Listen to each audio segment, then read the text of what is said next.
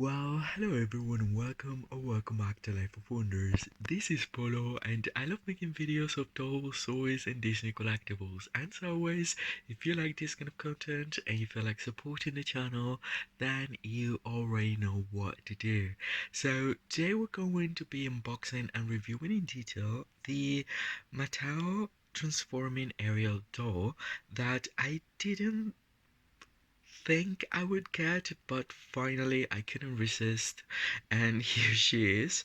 And the reason is because I believe she's very pretty, and I love a good gimmick doll such as this one. Plus I also think that she looks so cool as both the mermaid and Ariel on land, and this tail that transforms into this cat looks pretty cool.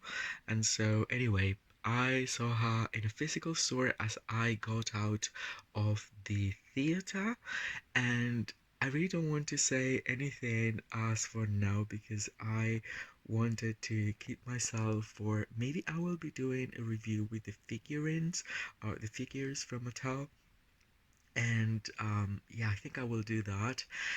For now, I can only say that I loved it. I liked it more than I was expecting, taking into account that The Little Mermaid isn't even within my top three of animated classics. I mean, it's a really nice and really cool um, animation, and of course, I love it, and it's definitely my top 10.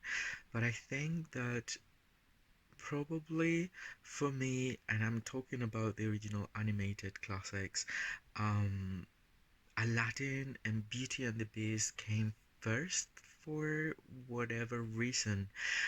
But I have to say that this live action just feels so different in this ranking when I compared it with other previous live actions. Anyway, I didn't want to talk about it so much, but I can say that I think I liked the live action better, and it's one of my favorites, if not my number one favorite when it comes to the development of the relationship between Ariel and Prince Eric and vice versa. I think it's really well done, and yeah, I just loved it very much. Anyhow, I am going to say that I don't like The Little Mermaid because I do, but again, probably if it has to be my top three, would be my third after.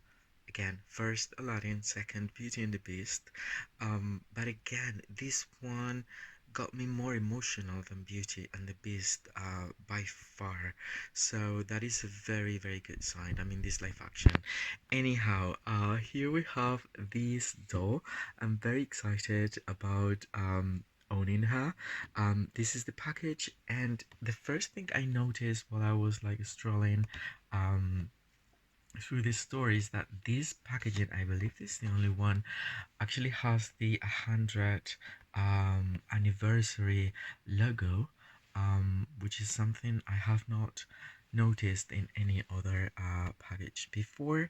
And here she is as a mermaid, I guess with the super big thing on her back that needs to be assembled. And then here is the gimmick of two in one. Here we have Ariel, and you know the graphics that we've seen so far for all different dolls. Okay, I will make other videos in which I will be talking about this, but to this day I'm very much disappointed um, that Eric is so incredibly hard to get outside the US, especially after watching the movie and realizing that he's so charismatic in this one and he's so lovable. And of course, I mean, there's just like this sudden need to have it as a doll form. And so the fact that the only doll was made Target exclusive by Mattel fails so bad in my opinion, because I don't get it. And then now that I'm here, I will also say we can get the sisters, or at least two of the sisters in the 3 pack and all the sisters in the other pack, and then you can even get the sisters as toddlers and all those kind of things. And the design on the sisters is immaculate, but the sisters aren't there so much in the movie, so I really don't get. And if it's just marketing, I feel very disappointed on Mattel, really, because once again, how is it possible that the sisters are just so much more available to get in doll form, and Eric, that's just such an important portion of the whole story, literally, is so hard. Anyhow, I mean, I will get him, of course, but I know for a lot of people will be like a difficult task, because if it has to be imported from the US, that's increasing its value to being quite possibly double, which again, it doesn't really make any sense, because the doll on its own is not that high in quality when it comes to articulation and all that. So it's just so unfair in my opinion. Anyhow, uh, I've been talking so much, but just because I just basically arrived from the movie. So here we have um, the promotional picture of it, and we have the transformation. Obviously, you can listen to it right now. I mean the QR, and then we have Ariel on land, which I love because I found out that this version of the dress is very reminiscent on the one from the movie, and I love the fact that she's wearing sandals, because it really feels Ariel is so much more comfortable with them than the boots. So anyway, I will be taking her out of the box and I'll come back to you with all her details. Alright, so here we have the doll. I am just so in love with her. I mean, she's very pretty.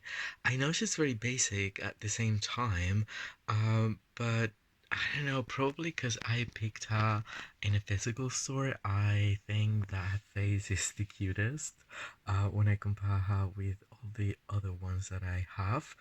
And then I also kind of like, well, I was very surprised to see these um bendy arms, because I know there's only like that point of articulation here, but the arms aren't as hard as the vinyl that we normally experience any other Barbie doll, and it is because it's bendy. It's yeah, it's really cool. I like it. And then I also kind of like the design of the top portion of the dress. This time it transitions from purple to this light blue, and then it has like a an off the shoulders um opening, which in reality in the movie it's, you know, it's more like 18th century than this one, but I like it very much. And then she's wearing this necklace with the shell that will make it transform, and I mean the skirt portion of it looks very good.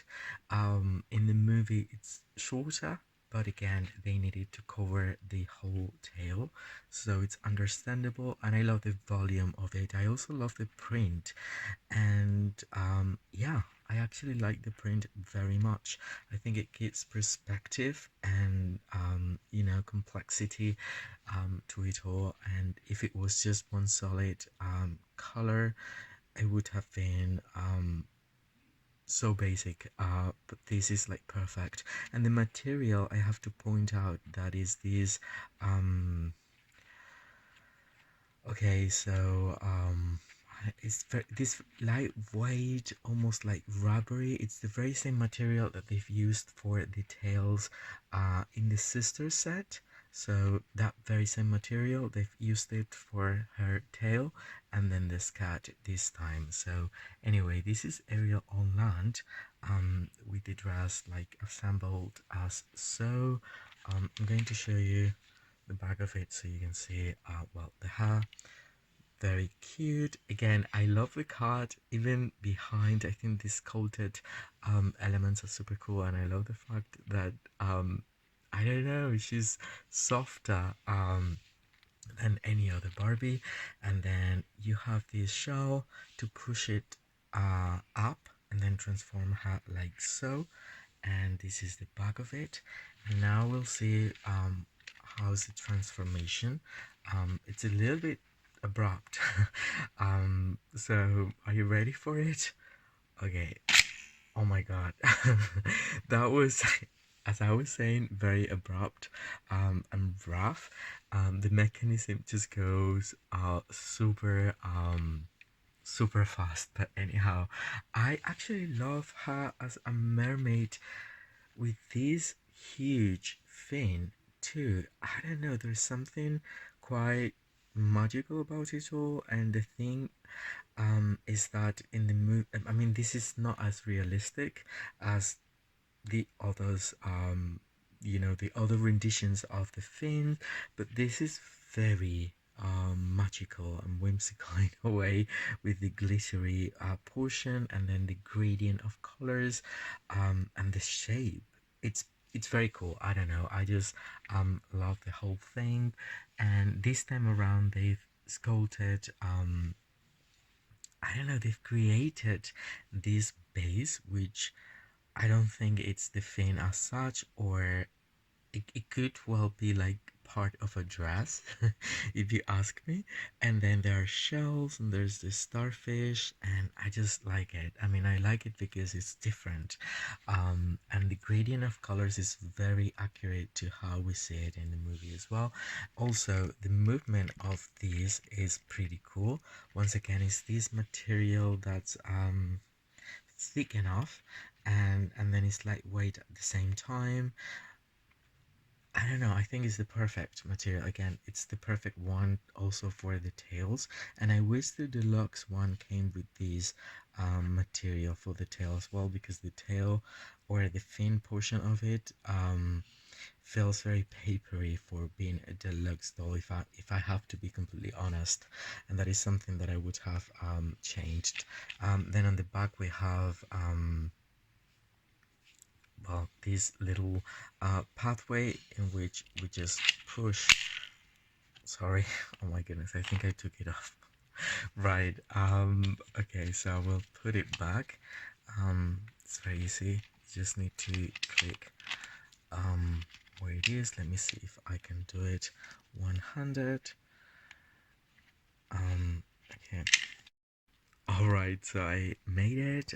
It's very simple, but with one hand, it was a bit difficult. So anyway, I will try to push it all the way up so you can see how the mechanism works. So it clicks when it reaches the top, and then you end up with like this configuration, and you just need to